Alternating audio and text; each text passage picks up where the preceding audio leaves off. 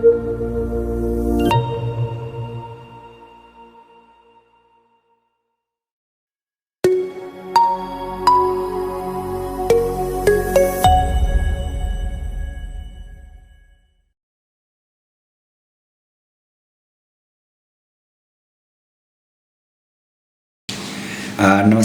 आदाब। आप सभी देख रहे हैं सावले शब्द। हमारे साथ हैं हिमांशु भाई, और हम दोनों आज इसलिए साथ हैं क्योंकि हमारे साथ एक ऐसे इंसान, एक ऐसे शायर, एक ऐसे फ़कीर हैं जिनका होना इस बात की दलील है कि दुनिया बहुत खूबसूरत है। मैं कई परिचय दे सकता हूँ उनका, लेकिन एक परिचय ये है उनका कि उनका नाम गोविंद गुलशन है। आइए हम सब मिलते हैं मेरे गुरुजी, मेरे जैसे कई शिष्य के गुरुजी गोविंद गुलशन साहब से। सर, आपका सावले शब्द में स्वागत है। हिमांशु भाई। गुरुजी, जैसे कि मैं अपनी बात करता हूँ। मैं छोटा था जब मुशायरे और ये कवि सम्मेलन सुनने जाता था, तो आप जैसे जानकार लोग जो इतनी जानकारी रखते हैं उर्दू की, शायरी की, सबकी, तो सोचता था कभी इनसे कब मुलाकात होगी। आज वो दिन है। आज ये सामने शब्द का स्टूडियो धन्य हो गया, आप जो यहाँ पर पधारे हैं। बेशक। बहुत बहुत शुक्रिया आपका आने के लिए इस पॉडकास्ट में। और विनीत भाई, आपको बहुत बहुत शुक्रिया गुरुजी को इनवाइट करने के लिए। जी। तो गुरुजी, थोड़ा सा बस बातचीत करते हैं। मैं एक बात कहना चाहता हूँ। जी जी। कि पहली बात तो ये है कि इंसान कभी मुकम्मल नहीं होता। जी जी। मैं भी अभी तालिबे इल्म हूँ। जी जी। और गज़ल का विद्यार्थी हूँ। जी। सीख रहा हूँ, मैं ये कहूँगा। तो जितनी भी रोशनी मिल जाए वो कम है। वाह। अंधेरों में अगर रोशनी की ज़रूरत है और वो हमें मिल रही है, जी जी, तो वो जब तक मिले वो अच्छा है। जी। क्या बात। इसलिए अभी ये शायरी का समंदर भी बड़ा गहरा समंदर है। जी। इसमें डूबना पड़ता है तब कुछ मिलता है। अभी तो डुबकियां लगा रहे हैं। क्या कहना। ये एक बहुत मतलब एक कह सकते हैं ना, ये आप बड़प्पन वाली बात हो गई कि इतना नॉलेज होने के बाद भी अभी अगर आप ये कह रहे हैं कि अभी तो मैं डुबकियां लगा रहा हूँ, अभी तो हम सीख रहे हैं। आजकल मैंने देखा है छोटे आजकल के नए बच्चे थोड़ा सा पढ़ के अपने आप को बड़ा शायर समझने लगते हैं, लेकिन ये बड़े शायर की बात हो सकती है कि वो जो है ये कह रहा है कि अभी हम सीख रहे हैं। बस यही चीज़ है, सीखना हमेशा जारी रहना चाहिए। नहीं, बाकी सीखने की कोई उम्र नहीं होती है। जी। और आदमी ये नहीं कि आदमी बड़ों से ही सीखता है, बिल्कुल। अपने अनुज जो होते हैं उनसे भी सीखता है। और मेरी कोशिश ये रहती है कहीं ना कहीं जो भी सीखने को मिल जाए जी, वो अच्छी चीज़ें ले लेनी चाहिए। गुरुजी, मैं आपसे ये जानना चाहूँगा कि जब आपने शायरी शुरू की, जब आपने पहला शेर कहा होगा, तब आपको ऐसा लगा होगा कि मैं शायर हो गया? नहीं, ये तो आज भी नहीं हुआ। आए ये तो आज भी ऐसा नहीं लगा मुझे। शुरुआत कब से हुई? दरअसल क्या है कि ये बात 75 या 76 की होगी जी। कि मेरे बड़े भाई वो भजन लिखते थे जी। और उनकी करीब 48 पेज की, जो 48 पेज का भजन संग्रह है। क्या बात। एक दो आए उनके, वो हमने पढ़े। और जब हमने पढ़ लिए वो, तो हमने ऐसा लगा यार ये काम तो हम भी कर सकते हैं। क्या बात। तो हमने भजन लिखने शुरू कर दिए फिल्मी धुनों पर। क्या बात है। अच्छा, चूंकि मेरा राब्ता और उठना बैठना पीरों फकीरों के पास बचपन से रहा, तो मैं सिर्फ फिल्मी धुनों पर नहीं लिखता था। मैं गज़ल की पैरामीटर्स में जी भजन कहने लगा। तो मेरी जो भजन की किताबें हैं, पहली किताब सन 78 में आ गई और 79 तक 4 भजन की किताबें। वाह। और फिर एक किताब ऐसी आई जो पोइट्रिक थी। एक जागरण में कथा सुनाई जाती है, तारा नानी की कथा। तारा रानी जी। जी। उसे मैंने अपनी कवितात्मक रूप दिया उसको। गद्दी को पद्य में बदल दिया। हाँ, वो किताब आई। फिर उसके बाद में मेरी एक भजन की किताब, डायरी, जिस पर मैंने भजन लिखे थे, कोई मांग कर ले गया जी। अब वो लौट कर कभी नहीं आई। ओह। तो उसके बाद फिर मैंने भजन लिखने बंद कर दिए। 86 में मेरी मैरिज हुई जी। 87 में मैं लखनऊ से वापसी कर रहा। लखनऊ मेरी मौसेरी ससुराल। तो हम टूटार में सफर करते थे उस वक्त। जी। तो ऊपर बर्थ पर लेट कर नींद नहीं आ रही थी, तो मन में आया कि एक गजल कह। अच्छा। तो हमने वो पहली गजल 87 में कही, हाँ। वो भी ट्रेन में। और ट्रेन में। वाह। और वो सिलसिला है। वाह। तब आपकी उम्र क्या, पैदाइश कब की है गुरुजी आप? मेरी पैदाइश तो वैसे एक्चुअल तो मुझे भी नहीं मालूम कब की है, जी जी। लेकिन जो कागजात में है वो फरवरी 1957 है। तो 68 पूरे कर चुके हैं। ईश्वर करे आप शतक लगाएं और ऐसे ही स्वस्थ रहें और वैसे ही हमें सुनाते रहें और आते रहें। जहाँ मैं पहुँचना चाह रहा हूँ, जैसे मैंने आपको एक जानकारी दी और आप कहे कि हाँ ये जानकारी तो बिल्कुल सच्ची है, मैं पहुँचना चाह रहा हूँ नूर साहब तक, है ना, क्योंकि नूर साहब को जितना आपने जिया है उतना शायद ही कोई जिया है। बहुत व्यक्तिगत संबंध थे, आपके पिता पुत्र का संबंध था। बिल्कुल मैं ये जानना चाह रहा हूँ कि पहला दर्शन, पहली बार जो है भेंट कब हुई उनकी? वो भी एक ऐसा है कि उसके पीछे एक कहानी है कि कोई भी अगर बुलंदी पर पहुंचना चाहता है तो एक सीढ़ी की जरूरत होती है। क्या बात, जो मेरे काव्य गुरु थे, जो प्रथम काव्य गुरु, वो डॉक्टर कुंवर बेचैन साहब थे। क्या बात है। आपके बहुत अच्छे मित्र भी हैं वो और तो। मैं धीरे धीरे आऊँगा वहाँ तक। और डॉक्टर कुंवर बेचैन साहब वो नूर साहब के शागिर्द थे। जी। तो ये करीब 94 की बात है कि जीटीवी जी। के स्टूडियो में एक मुशायरा था जिसमें नूर साहब, चूँकि मैं कुंवर जी के बहुत करीब था, तो उन्होंने कहा आओ नोएडा चल रहे हैं और वहाँ नूर साहब आए हुए, आपकी भी मुलाकात हो जाएगी। मुझे बहुत अच्छा लगा सुनकर। तो वहाँ पहुँचे तो नूर साहब से भेंट हुई हमारी, हमने चरण स्पर्श किए, एक ये फॉर्मल मुलाकात थी। ये सन कब की बात बता रहे हैं गुरुजी? 94। 94। वहाँ कुमार साहब भी आए थे। अच्छा। खुमा बखवी। उस मुशायरे में बशीर बख्श साहब भी थे। क्या बात, मतलब जो उस समय के पहुंचे मौत हुए। पर शोहरत, ये बुलंदी पे जो थे। वो सब थे। क्या बात। फिर उसके बाद जो है सिलसिला ऐसा बना कि हमारी पहुंच लखनऊ तक हुई। क्या वाह। बात है। फिर लखनऊ में हम इतने उनके करीब पहुंच गए कि वो दिल्ली में या दिल्ली के आसपास या मिडिल ईस्ट में मस्कत हुआ, दोहा हुआ और दुबई हुआ, जहाँ कहीं मुशायरा होता था और उन्हें जाना होता था तो उनका पहले फोन आया कि मुझे पहुँचना है, तो मैं 2 दिन पहले आ रहा हूँ या 1 दिन पहले आ रहा हूँ। तो मैं ही नहीं, घर में सबके दिल ऐसे खिल जाते थे जैसे फूल, वाह वाह वाह। क्योंकि उनकी कुर्बतें बड़ी सुखदाई हुआ करती। और साहब वो फिर ऐसा सिलसिला भी बना कि 10-10 दिन 12-12 दिन उनके कदमों में खिदमत करने का मौका मिल जाता था। क्या बात। तो ये मेरी खुशनसीबी है कि मैं, लेकिन फिर मुझे इतना वो हुआ कि फिर मैंने चाहा कि एक मुशायरा अपने जहाँ मैं रहता हूँ गाजियाबाद के चिरंजीव बिहार में, वहाँ करूँ। जी। 17 मई 2003 मुशायरे का दिन मुकर्रर हुआ।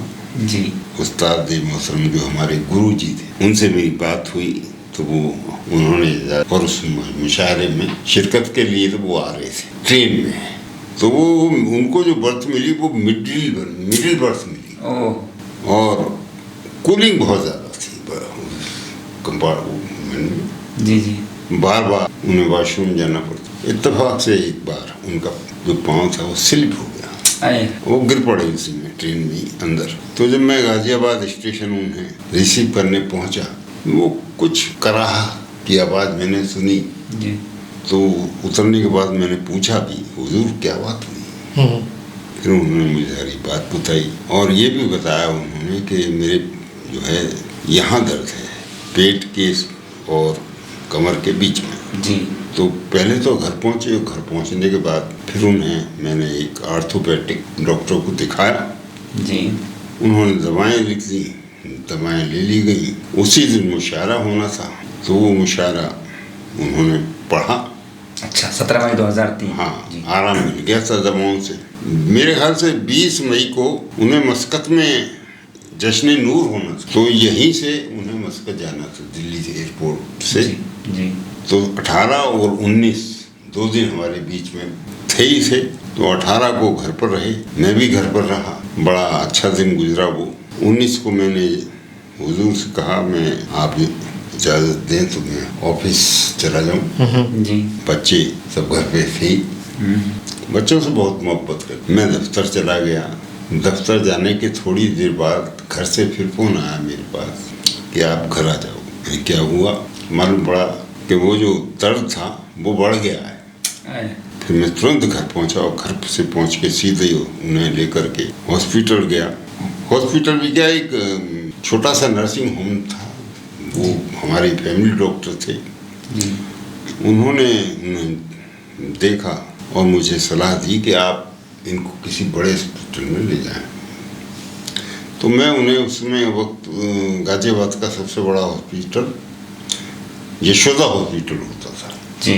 अब तो यशोदा के कई हॉस्पिटल बन गए और सब अलग अलग हैं। वहाँ मालूम हुआ कि ऑपरेशन करना। उससे पहले मैं हमारे जो गुरुजी थे उनके पुत्र लखनऊ में अरुण श्रीवास्तव जी, मैं उनको इत्तला दे चुका था पहले ही कि ऐसे से इनकी चोट लगी थी, गिर गए थे।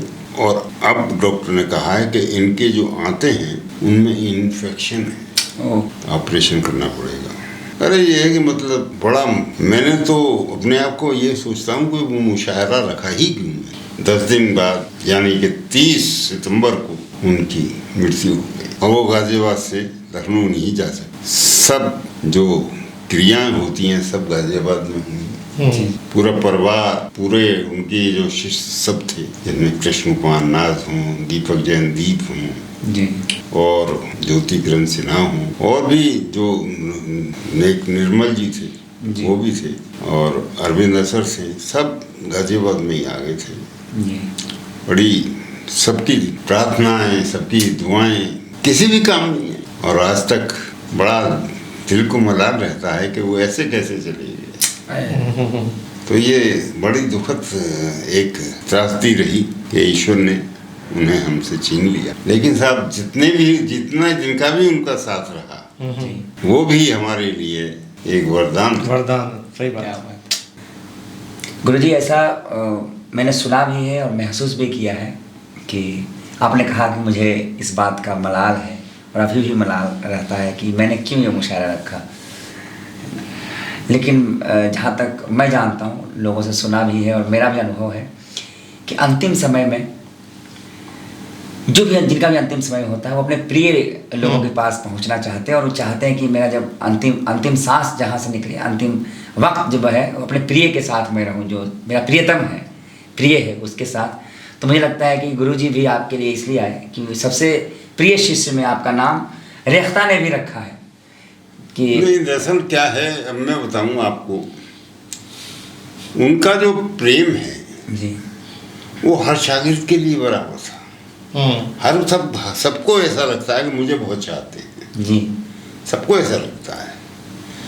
और उनके तो बिल्कुल करीब में ही ज्योति किरण सिन्हा भी थी जी, गुलशन बरेलवी साहब भी थे उनके शागिर्द, और डॉक्टर मधुरमा सिंह जी, जी, उधर मुरादाबाद में कृष्ण कुमार नाथ साहब, जी, जी, उधर दीपक जैन साहब गुना में, जी, जी, और साहब निर्मल साहब जी, लखनऊ में, जी, और अब दिल्ली आ गए हैं क्या में अरविंद असर जी, तो ये सब उनके करीब थे और सब मोहब्बत करते थे और सबको उनके बराबर प्रेम मिलता था।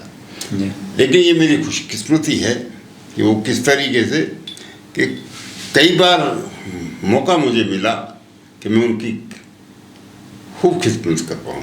क्या बात है।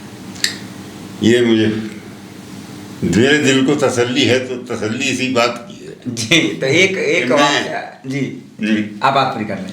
तो तसल्ली इसी बात की है कि वो जितना भी वक्त गुजरा उनके साथ जी, बहुत खूबसूरत वक्त था वो।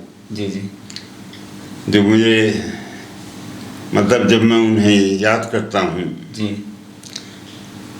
आज भी वो मैं ये नहीं मानता वो चले गए हमसे दूर। जी जी बिल्कुल। वो हमेशा मेरे तस्वुर में बने रहते हैं। जब कोई परेशानी होती है तो उन्हें याद करता हूँ क्या और शायरी के सिलसिले में जी जी और मसला हल हो जाता है। क्या बात है। एक वाकया मैं वो जिक्र करना चाह रहा था कि वो खाने के बहुत शौकीन थे और बनाने के भी। तो वो जो आप जो कह रहे थे वो मटर के दाने वाले मटर के वो दाने। जो आलू भी उसी साइज के होने चाहिए, मटर के ही हाँ, साइज। वो क्या वाकया है गुरुजी? बनाते तो नहीं थे वो जी। लेकिन उन्हें शौक बहुत था जी जी और बनाया होगा तो बनाया होगा, हमें तो इस बात का इल्म नहीं है। जी लेकिन हमने उनके निर्देशन में जी कई चीज़ें जो उनकी पसंदीदा थी जी वो हमने अपनी रसोई में तैयार की। जी तो एक बार ये हुआ कि वो सर्दियों के दिन थे, जी नया आलू बाजार में खूब आ जाता है दिसंबर के आसपास। जी तो उन्होंने मुझसे सवाल किया कि यहाँ लाल आलू आता है क्या? मैंने लाल तो नहीं बोली, सफ़ेद आलू आता है। जी क्या वो छोटे वाले आलू भी आते हैं? जी अब उनका जो इशारा था वो मटर के बराबर था। मैं साहब हुजूर इतना छोटा तो आलू नहीं मिलेगा, जी हमारे यहाँ छर्रा आलू बोलते हैं। तो हम देखते हैं मिल जाएंगे तो ले आएंगे। जी बोले फिर मटर भी लेके आनी है। जी तो हम गए साहब वो सब्जी मंडी, जी हमने 5 किलो मटर खरीदी वहाँ से जी और पूरी मंडी में घूमे तो एक जगह छोटे आलूओं का ढेर लगा हुआ था। जी तो हमने भाव पूछा तो उसने कहा बताया ये भाव है। जी मैं यार हमें छांट कर चाहिए आलू। बोले छांटने तो नहीं दूंगा मैंने भाव जो कहें आप, भाव आपका।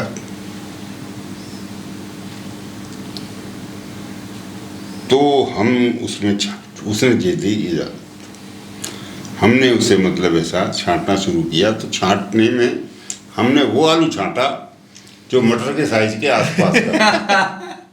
बड़ी हैरत में वो ये समझ रहा था मैं बड़े बड़े आलू लूँगा। जी तो साहब वो 2 किलो आलू मुश्किल छाटे गए। इकट्ठे हो पाए जी और हम वो लेकर आ गए।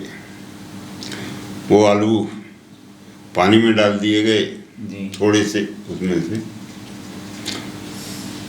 बोले कि इनको छील लिया जाए। लाइए मुझे चाकू दीजिए।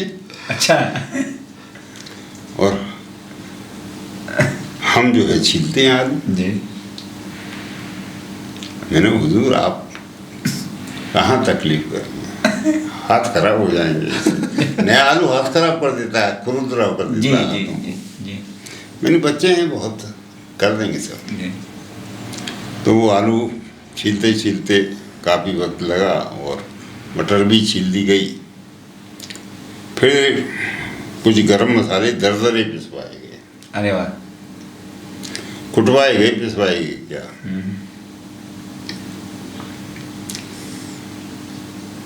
तो कढ़ाई रखी गई, उसमें हमारे घर में घी का इस्तेमाल जो होता है वो देसी का होता है। क्या बात, अच्छा।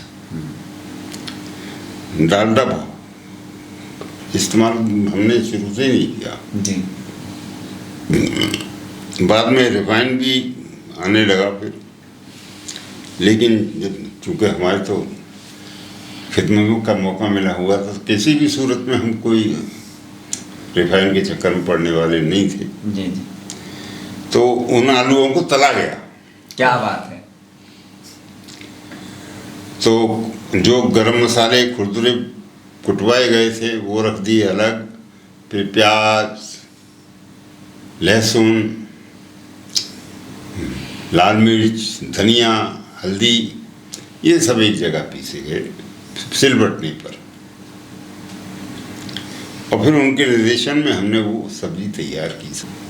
तो हमने जब उस सब्जी को टेस्ट किया तो हम दीवाने हो गए उस सब्जी की। इतनी बेहतरीन डिश लगे रिपटमा, मतलब ज़्यादा तरी भरी नहीं, ना सूखा जी, एक बीच का एक दरमियानी जो मसाला होता है वो उसके साथ रहता है जी। जिसमें जाली टाइप पड़ जाती है मसाले में। जी जी। और अब तो जब सर्दियां आती हैं उन्हें भूलते तो हम है ही नहीं कभी। जब भी सर्दियां आती हैं तो वो डिश बनती है हमेशा। क्या बात। वो ये हमेशा बराबर। कई बार ऐसा हुआ, कभी कुछ बनाते थे कभी कुछ बनाते। एक बार ऐसा हुआ कि दिल्ली में नूर साहब की गजलों पर एक नृत्यांगना जो थी उन्होंने नृत्य करना था, और नूर साहब की गजल पर करना था, और कई गजलों पर नृत्य। तो हम वहाँ के लिए तैयार हो रहे थे जी।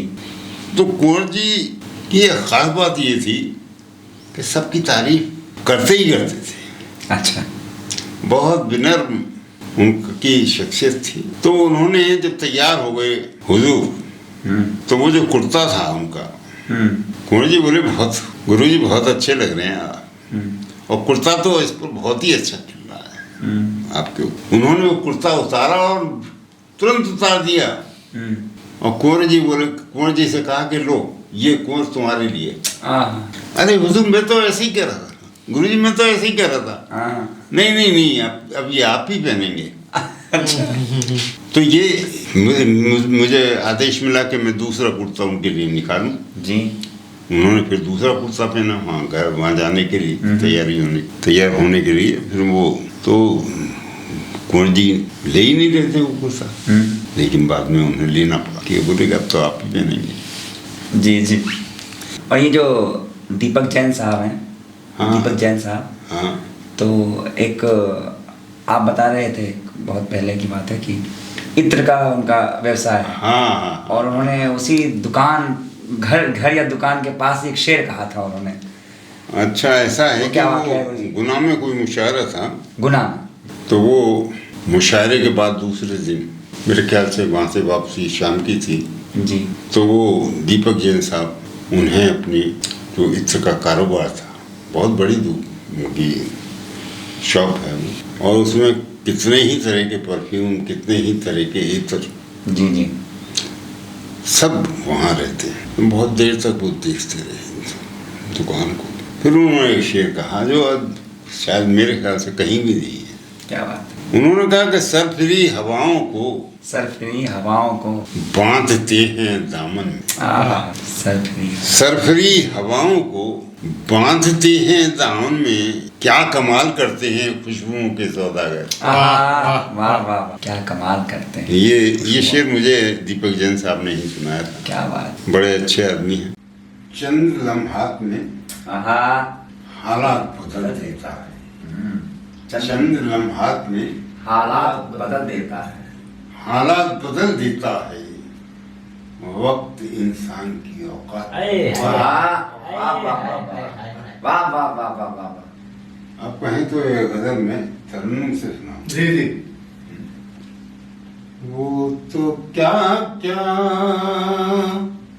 सितम नहीं करते, वाह। वो तो क्या क्या सितम नहीं करते, वो तो क्या क्या सितम नहीं करते, वो तो क्या क्या सितम नहीं करते, हम ही आँखों को नम नहीं करते,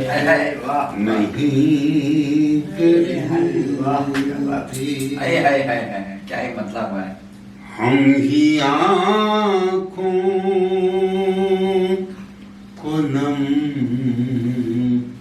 नहीं करते। वाह, क्या कहते हैं। आंधियों से हो दुश्मनी तो फिर एक हिदायत शामिल है। जी जी जी। आंधियों से हो दुश्मनी तो फिर लौ चराओं की कम नहीं करते। वाह वाह वाह, बढ़ा कर रखो। वाह वाह वाह। लौ चराओं की कम नहीं करते। ये भी शेर सुनिए साहब। जी अता हो। ऐ मेरे हाथ काटने वालों, हाय हाय हाय हाय। ऐ मेरे हाथ काटने वालों,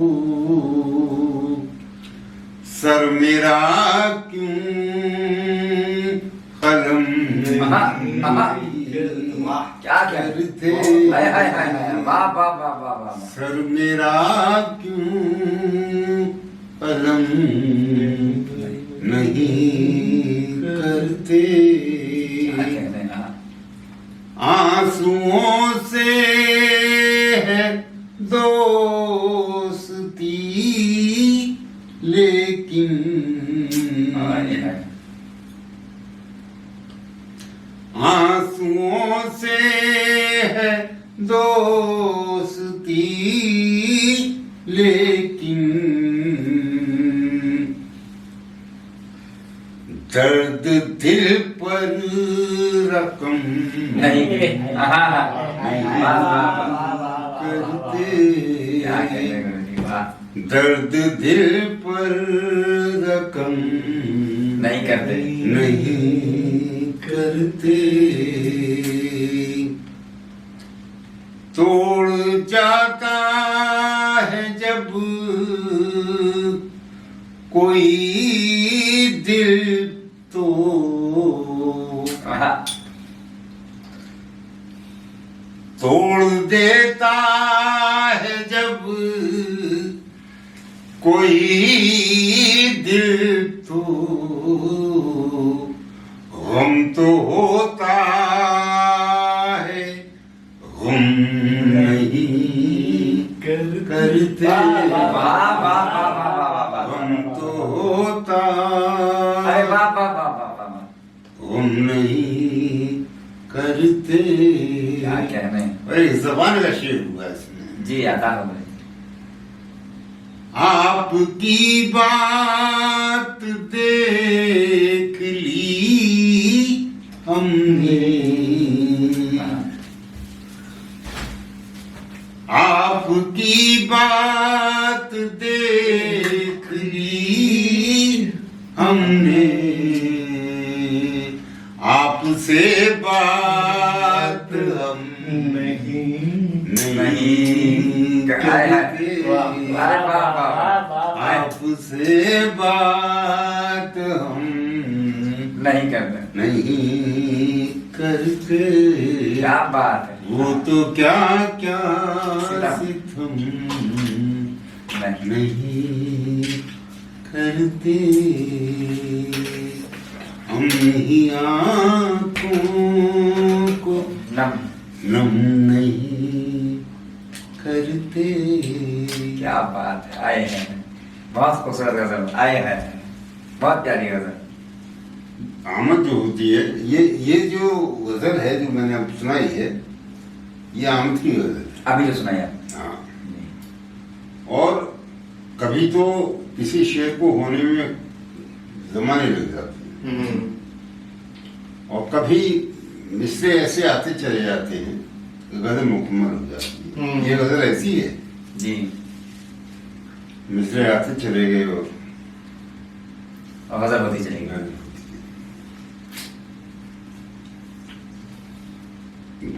एक बात तो गुरुजी, ये सब मतलब हम सब कह रहे हैं, जितने पुणे के बच्चे हैं सब, कि आज हम सब अपने आप को सौभाग्यशाली महसूस कर रहे हैं कि हमें आपने ये मौका दिया कि हम अपने गुरुजी गोविंद गुलशन साहब का जश्न मना सकें, जश्न गोविंद गुलशन मना सकें। और आपने समय दिया कि 2 दिन मैं यहाँ रुकूंगा, इसके लिए बहुत शुक्रिया आपका, आभार आपका। और ये जश्न का जो है पहला जश्न है आपका। नहीं, मैं यहाँ की मिट्टी का बहुत बहुत कर्जदार हो गया हूँ। पुणे की मिट्टी वाकई, यहाँ मुझे भी आना अच्छा लगता है। क्या बात, क्या बात। और मैंने आज यहाँ जो सांस्कृतिक गतिविधियां देखी, गणेश पर्व चल रहा है जी जी, गणेश चतुर्थी की जो बात 10 दिन तक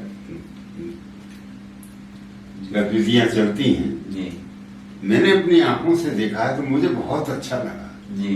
कि वाह महाराष्ट्र, मराठी, वाह बहुत बहुत अच्छा। ये मतलब यहाँ की मिट्टी में कुछ ना कोई ना कोई तो बात है। क्या बात है।